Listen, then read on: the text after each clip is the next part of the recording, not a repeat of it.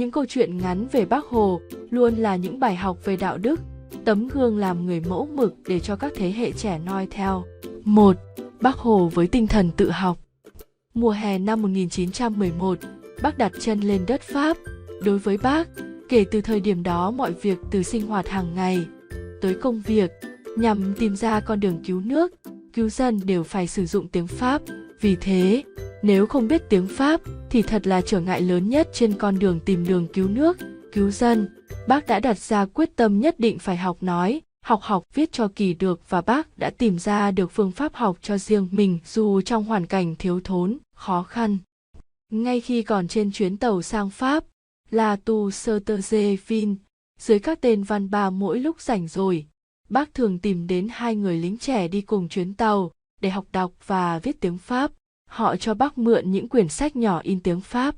Muốn biết rõ về cái gì, muốn biết đồ vật nào đó, viết bằng tiếng Pháp như thế nào, Bác đều chỉ tay hỏi. Tối sau khi đi làm về, Bác ghi lại những từ mới vào. Học được chữ nào, Bác ghép chúng lại thành câu thực hành ngay. Ban đầu, Bác tập ghép một vài từ, sau ghép thành đoạn, dần dần người tập viết thành từng bài dài. Một thời gian sau, Bác tìm đến các tờ báo của Pháp để xin được viết bài đăng báo. Trong những lần gửi bài, Bác nói với mọi người trong tòa soạn rằng, tôi rất sung sướng nếu bài viết này của tôi được đăng, nhưng dù thế nào cũng xin các đồng chí sửa lỗi tiếng Pháp cho tôi. Sau mỗi lần bài viết của Bác được đăng báo, Bác vui mừng khôn xiết, và theo chỉ dẫn của những chủ bút Bác vẫn không quên xem lại từng câu từng chữ, xem bài viết của mình đúng sai chỗ nào, toàn soạn báo đã sửa lại cho mình ra sao. Bác tập viết gì viết lại, khi thì viết diễn giải ra cho dài, lúc là những đoạn ngắn cho xúc tích. Cứ sau mỗi ngày làm việc, dù công việc bận bịu tới đâu, Bác vẫn tranh thủ đọc vài trang tiểu thuyết, vừa để giải trí, thư giãn đầu óc lại vừa để trau dồi kiến thức. Bác tập viết những bài phóng sự, sáng nào Bác cũng viết từ 5 giờ đến 6 giờ rưỡi, tới 7 giờ Bác lại bắt tay vào công việc. Dù trời nóng hay rét Bác cũng không nản chí. Thấm thoát thời gian trôi đi, cho đến năm 1922, Bác đã trở thành chủ bút của tờ báo Người Cùng Khổ viết bằng 3 thứ tiếng. Tên báo bằng tiếng Pháp đặt ở giữa, chữ Ả Rập bên trái, và bên phải là chữ Hán, tất cả đều do Bác viết. Do tòa soạn báo không có ban biên tập thường xuyên, nên nhiều khi Bác phải cáng đáng mọi việc từ khâu sửa chữa, biên tập bài vở, tới khâu bán báo. Bài học kinh nghiệm. Chủ tịch Hồ Chí Minh là tấm gương mẫu mực về tinh thần tự học, lấy tự học làm cốt, làm phương thức chủ yếu để nâng cao trình độ mọi mặt của bản thân. Tự học ở Chủ tịch Hồ Chí Minh đã trở thành một triết lý nhân văn sâu sắc, với một kế hoạch cụ thể, chặt chẽ, khoa học, với một ý chí và quyết tâm bền bỉ, dẻo dai, tinh thần sáng tạo, tranh thủ mọi lúc, mọi nơi để học. Tấm gương sáng của người là nguồn cổ vũ, nguồn cảm hứng vô tận cho mỗi người Việt Nam xây dựng xã hội học tập hiện nay. 2. Hai bàn tay, dám nghĩ dám làm. Năm 1911, năm ấy Bác còn trẻ lắm, mới khoảng 21 tuổi. Một hôm anh ba, tên của Bác hồi ấy, cùng một người bạn đi dạo khắp thành phố Sài Gòn, rồi bỗng đột nhiên anh ba hỏi người bạn cùng đi. Anh Lê, anh có yêu nước không? Người bạn đột nhiên đáp. Tất nhiên là có chứ. Anh ba hỏi tiếp. Anh có thể giữ bí mật không? Người bạn đáp. Có. Anh ba nói tiếp. Tôi muốn đi ra nước ngoài, xem nước Pháp và các nước khác. Sau khi xem xét họ làm như thế nào, tôi sẽ trở về giúp đồng bào chúng ta. Nhưng đi một mình, thật ra cũng có nhiều mạo hiểm, ví như đau ốm. Anh muốn đi với tôi không? Anh Lê đáp. Nhưng bạn ơi, chúng ta lấy đâu ra tiền mà đi? Đây, tiền đây, anh ba vừa nói vừa giơ hai bàn tay. Chúng ta sẽ làm việc, chúng ta sẽ làm bất cứ việc gì mà sống và để đi. Anh cùng đi với tôi chứ? Bị lôi cuốn vì lòng hăng hái của Bác, người bạn đồng ý. Nhưng sau khi suy nghĩ kỹ về cuộc đi có vẻ phiêu lưu, anh Lê không có đủ can đảm để giữ lời hứa. Còn Bác Hồ đã đi ra nước ngoài bằng chính đôi bàn tay của mình. Bác đã làm nhiều nghề khác nhau, phụ bếp, bồi bàn, quét tuyết và đi khắp năm châu, bốn biển để tìm con đường cứu dân, cứu nước khỏi ách đô hộ của thực dân phong kiến. giải phóng cho dân tộc. Bài học kinh nghiệm. Để có được sự nghiệp vĩ đại như ngày hôm nay chỉ bắt đầu từ một ý nghĩ rất đơn giản và quyết định táo bạo của Bác từ thời còn là một vị thanh niên không ai biết đến. Câu chuyện ngắn gọn nhưng lại là một hình ảnh mang tính biểu trưng rất đậm nét về tinh thần lao động của người, ẩn chứa đằng sau hành động ấy là cả một hành động yêu nước thiết tha, một ý chí kiên định, dũng cảm và sáng suốt, quyết chí đi tìm con đường cứu nước giải phóng dân tộc thoát khỏi ách thống trị của thực dân Pháp mà bao đời nay các bậc cách mạng tiền bối vẫn chưa làm được. Người biết, con đường ở phía trước còn dài, rất gian lao, vất vả nhưng người vẫn vững niềm tin vào con đường chính nghĩa, tin vào sức lao động chân chính của mình. Chúng ta càng thấy rõ ý chí quyết tâm của Bác về hướng đi và ý chí căm thù giặc ngoại xâm đã giày xéo lên quê hương đất nước. Câu chuyện trên là một sự khẳng định ý chí ban đầu về lòng yêu nước, đến cả đời hoạt động cách mạng của Bác. 3. Giữ lời hứa. Bác Hồ là vị lãnh tụ vĩ đại, là người cha già kính yêu của dân tộc Việt Nam.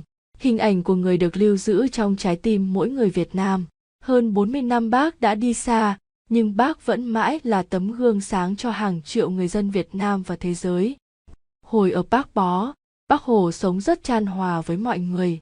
Một hôm được tin Bác đi công tác xa, một trong những em bé thường ngày quấn quýt bên Bác chạy đến cầm tay Bác thưa: "Bác ơi, bác đi công tác về nhớ mua cho cháu một chiếc vòng bạc nhé."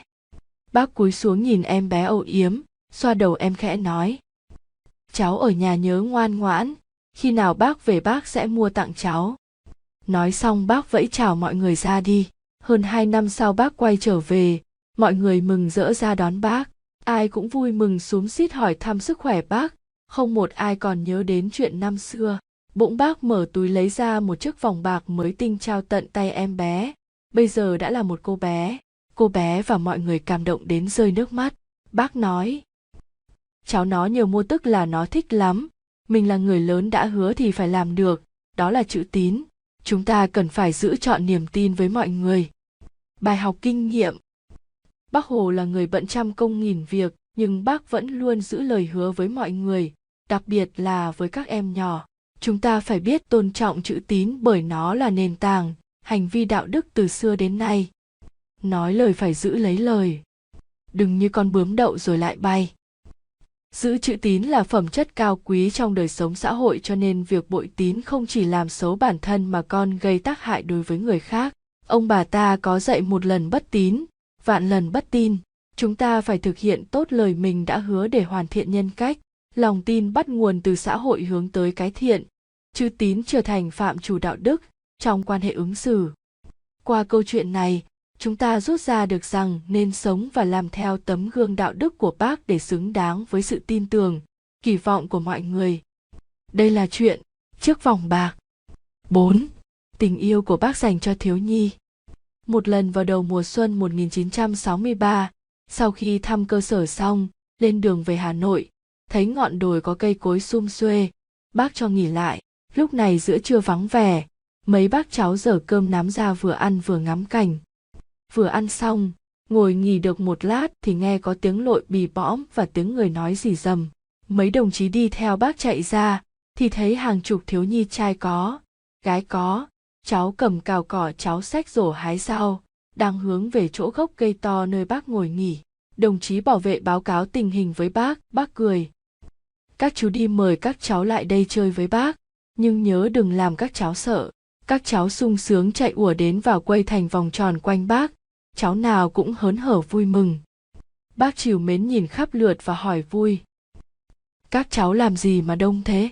Một bé trai dáng lém lỉnh lễ phép đáp: "Thưa Bác, một bạn thấy Bác xuống xe liền bảo chúng cháu ra xem Bác ạ." Bác cười rất vui vẻ: "Muốn xem à? Bác ngồi đây, cháu nào muốn xem thì xem cho kỹ." Cả Bác, cháu và các chú cùng đi, cười vui vẻ. Bác hỏi tiếp: "Các cháu đều đi học cả chứ? Ở đây có cháu nào không được đi học không?" "Dạ, chúng cháu đều đi học cả." Bác cười hiền hậu: "Thế là tốt, thế các cháu học có giỏi không? Có ngoan không nào?" Nhiều cháu phấn khởi trả lời Bác: "Chúng cháu giỏi ạ, có ngoan ạ." Bác gật đầu hài lòng và bảo các cháu hát.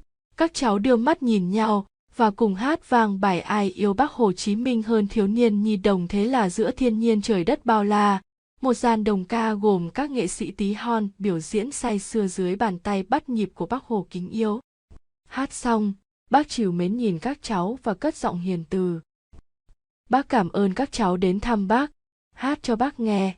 Bác mong các cháu học chăm, học giỏi, vâng lời thầy cô và cha mẹ. Bây giờ bác phải đi tiếp, bác cháu ta tạm chia tay nhau ở đây. Bài học kinh nghiệm. Sinh thời, Bác Hồ là người rất yêu quý thiếu nhi, người luôn dành tình cảm quan tâm đặc biệt đối với thế hệ trẻ của đất nước.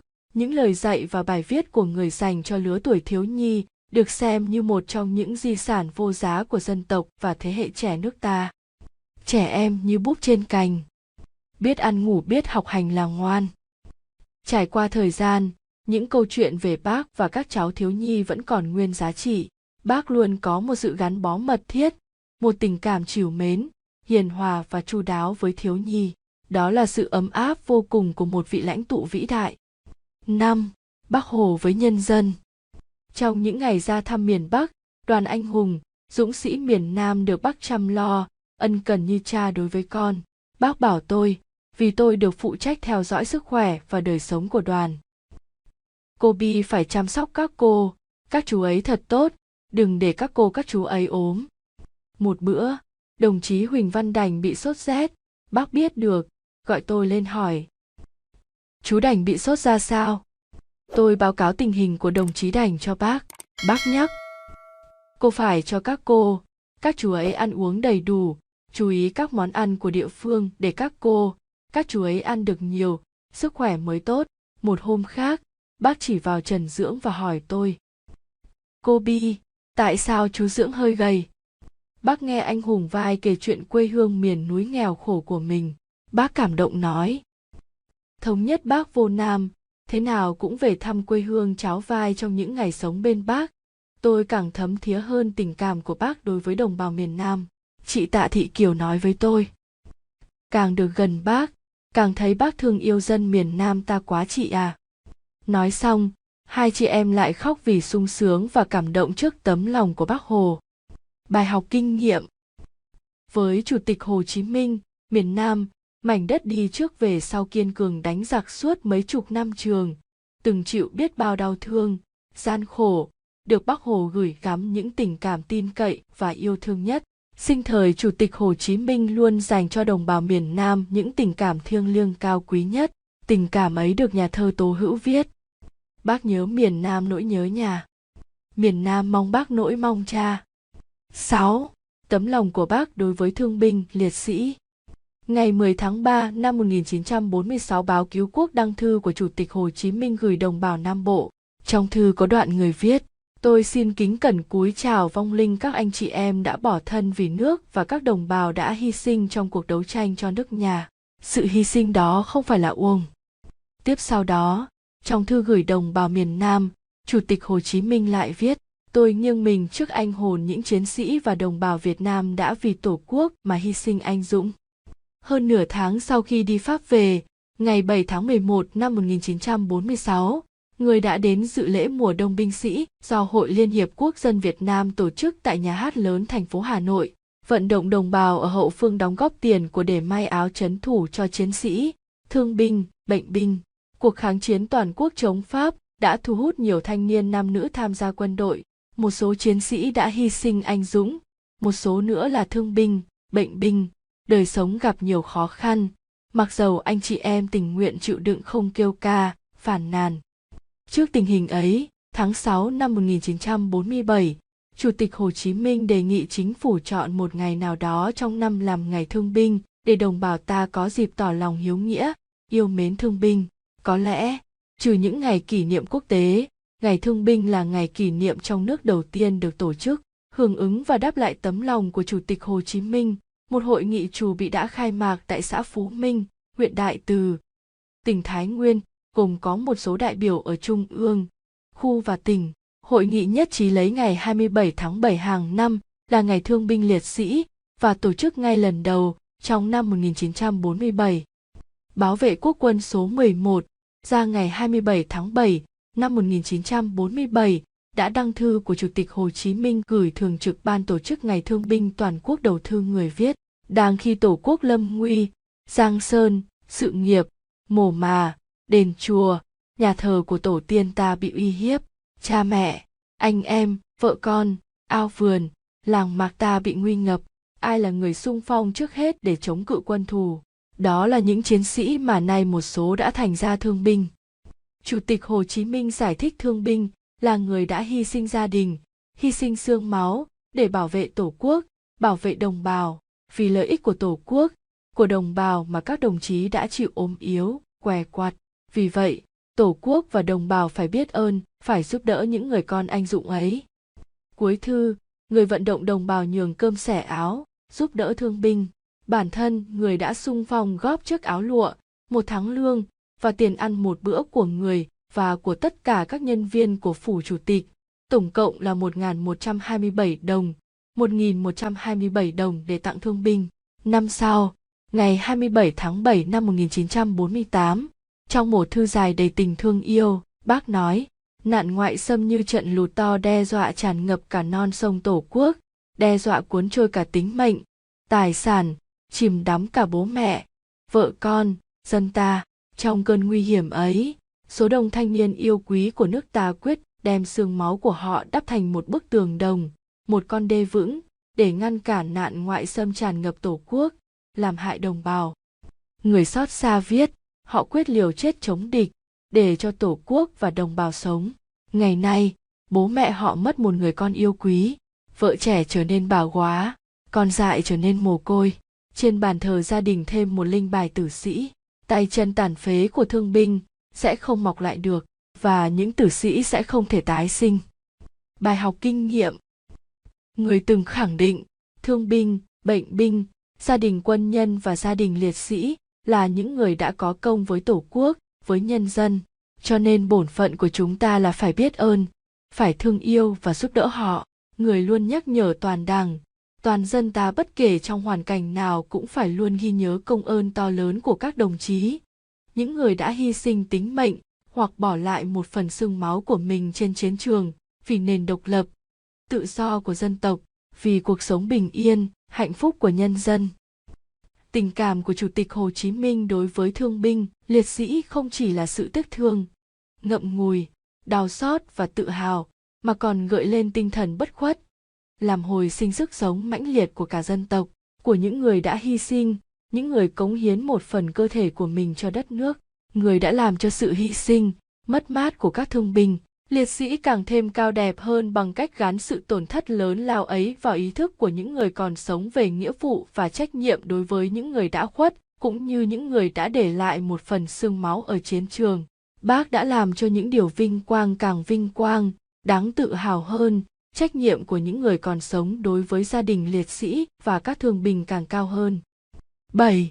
Bác Hồ với chiến sĩ người dân tộc. Bác của chúng ta yêu quý mọi chiến sĩ. Đối với các chiến sĩ gái, chiến sĩ người dân tộc, bác còn chăm sóc hơn, vì đây là những người làm cách mạng khó khăn hơn chiến sĩ trai, chiến sĩ người Kinh nhiều. Anh hùng La Văn Cầu, dân tộc Tày mãi mãi không quên bữa cơm của bác đãi với rau, thịt gà, những sản phẩm do chính bác nuôi, trồng. Bác hỏi thăm mẹ Cầu, gửi quà cho mẹ, dặn cán bộ tạo mọi điều kiện để Cầu về thăm mẹ, giúp đỡ gia đình. Nhiều chiến sĩ người dân tộc đã lấy họ Hồ cho mình như Hồ Vai, Hồ Căn Lịch, Hồ Văn Bột mùa thu năm 1964. Chị Choáng Thêm, chiến sĩ người dân tộc Cà Tu, tham gia đoàn đại biểu mặt trận dân tộc giải phóng miền Nam được ra miền Bắc, gặp bác Hồ. Chị Thêm kể đoàn chúng tôi vừa bước xuống xe thì đã thấy bác đứng chờ ngay ngoài sân. Bác ôm hôn thắm thiết các thành viên trong đoàn. Chúng tôi theo bác đến dãy bàn tiếp khách kê ngay ngoài vườn đầy hoa và nắng. Thấy tôi mặc bộ quần áo dân tộc, bác nói: cháu đúng là con gái dân tộc Cà Tu giữ được tính chất của dân tộc mình. Chị Ngân, chị Cao gặp bác, mừng quá khóc lên. Bác dịu dàng bảo: các cháu gái đừng khóc, gặp bác phải vui chứ. Hai cháu hãy kể cho bác nghe bà con ta ở tiền tuyến đánh Mỹ như thế nào. Tôi thưa bác, cháu thương, cháu nhớ bác. Tất cả đồng bào dân tộc miền Nam đều thương nhớ bác. Sau đó tôi kể bác nghe một số chuyện chiến đấu của mẹ Dớn. Anh bên, em thơ Bác nói. Cuộc kháng chiến của đồng bào miền Nam ta là toàn dân, toàn diện, trẻ, già, gái, trai, kinh, cả tu, cả tang và đồng bào các dân tộc khác đều sản xuất giỏi, chiến đấu giỏi. Tôi hiểu đó là Bác dành tình thương mênh mông của Bác cho tất cả chúng ta. Bài học kinh nghiệm. Bác đã dành tình cảm sâu nặng, tình thương mênh mông và tấm lòng nhân ái bao la đối với đồng bào dân tộc thiểu số, đối với đồng bào miền Nam, đặc biệt là những người trực tiếp tham gia chiến đấu, trải qua nhiều gian khổ. Đồng thời, Bác luôn động viên và khẳng định niềm tin của mình vào sức mạnh đoàn kết toàn dân tộc. Nếu thực hiện chính sách đoàn kết dân tộc tốt, nhất định chúng ta sẽ thành công trên bất cứ mặt trận nào.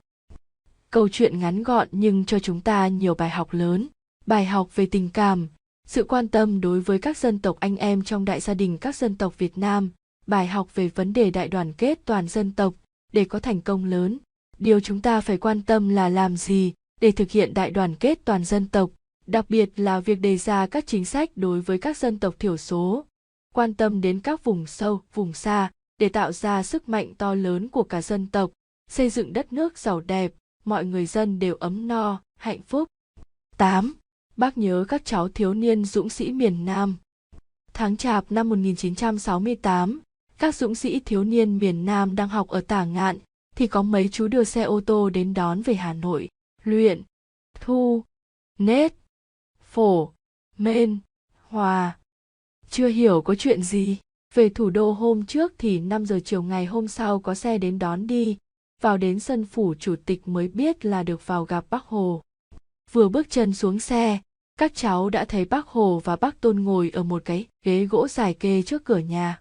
Tất cả chạy ảo tới chào hai bác cháu trò chuyện với nhau. Sau đó hai bác bảo: thôi, các cháu vào ăn cơm với hai bác. Bữa cơm chẳng có thịt cá gì nhiều, nhưng rất ấm cúng. Các dũng sĩ thiếu niên được ngồi ăn cùng Bác Hồ, Bác Tôn. Nết người nhỏ quá, cái đầu chỉ lấp ló cạnh bàn, được bác gắp thức ăn cho luôn. Vừa ăn, bác cháu vừa nói chuyện rất vui. Ăn xong, hai bác cho mỗi cháu một bông hồng, một quả táo, một quả lê và 3 quyển sách người tốt việc tốt. Sau đó, Bác Hồ bảo: các cháu lại cả đây hôn hai bác rồi về. Các dũng sĩ hôn hai bác xong, Bác Hồ dặn lại: các cháu về trường cố gắng học tập cho giỏi. Tất cả đều cảm động. Đoàn Văn Luyện lên tiếng thưa với bác: thưa bác, chúng cháu cứ tưởng hai bác gọi chúng cháu về có việc cần. Bác Hồ cười hiền từ và bảo: hai bác nhớ các cháu cho nên gọi các cháu về để hai bác gặp hỏi chuyện. Nghe nói, Luyện và các bạn cảm động muốn trào nước mắt. Hai bác tuổi đã cao, trăm nghìn công việc, vậy mà vẫn nhớ đến các cháu miền Nam. Luyện nghĩ mình được ở ngoài Bắc mà hai bác còn lo và thương biết chừng nào. Bác Hồ là người có lòng nhân ái mênh mông, yêu trẻ là tính vốn có, tính bản nhiên của bác. Bác quên mình vì nước, vì dân, không có gia đình riêng, xem cả dân tộc, đồng bào là gia đình. Và trong muôn vàn tình cảm yêu thương đối với muôn người, tình cảm của bác dành cho thiếu nhi vẫn nồng nàn nhất, không hạn chế ở con em ta mà bao trùm lên tuổi thơ rộng lớn. Trong ngày khai trường đầu tiên của nước Việt Nam Dân Chủ Cộng Hòa, tháng 9 năm 1945, bác đã viết thư gửi các học sinh với lời nhắn nhủ các em hãy nghe lời tôi, lời của một người anh lớn, lúc nào cũng ân cần mong mỏi cho các em được giỏi giang. Non sông Việt Nam có trở nên tươi đẹp hay không? Dân tộc Việt Nam có bước tới đài vinh quang để sánh vai với các cường quốc Nam Châu được hay không? Chính là nhờ một phần lớn ở công học tập của các em. Bài học kinh nghiệm. Tình yêu đó, sự quan tâm đặc biệt đó còn bắt nguồn từ lý tưởng, suốt đời phấn đấu cho sự nghiệp giải phóng dân tộc, giải phóng con người. Ở người, quan điểm về bảo vệ, chăm sóc giáo dục trẻ em đã sớm trở thành một bộ phận của tư tưởng giải phóng dân tộc và xây dựng xã hội văn minh. Có thể nói cuộc đời và tấm gương đạo đức Hồ Chí Minh đã đi vào lịch sử và đời sống tâm hồn dân tộc Việt Nam. Đó sẽ là một dòng máu đỏ tươi chảy trong huyết quản của mỗi người dân đất Việt. Đó chính là chất người cộng sản tỏa ánh hào quang soi đường chỉ lối cho mọi thế hệ người Việt, cho bạn, cho tôi và cho tất cả chúng ta. Qua những câu chuyện kể về người có thể mỗi người sẽ có những cảm nhận khác nhau, nhưng bao trùm lên tất cả là tình cảm trân trọng biết ơn. Nước Việt Nam Dân Chủ Cộng Hòa này đã là nước Cộng hòa xã hội chủ nghĩa Việt Nam với 63 mùa xuân rực rỡ, kết thành đóa hoa kính dâng lên người. Từ đó, ta biết học tập đức tính tốt của Bác để ngày càng hoàn thiện hơn bản thân mình. Cảm ơn các bạn đã xem video trên kênh TVT Movie, nhấn đăng ký kênh để ủng hộ và xem được những video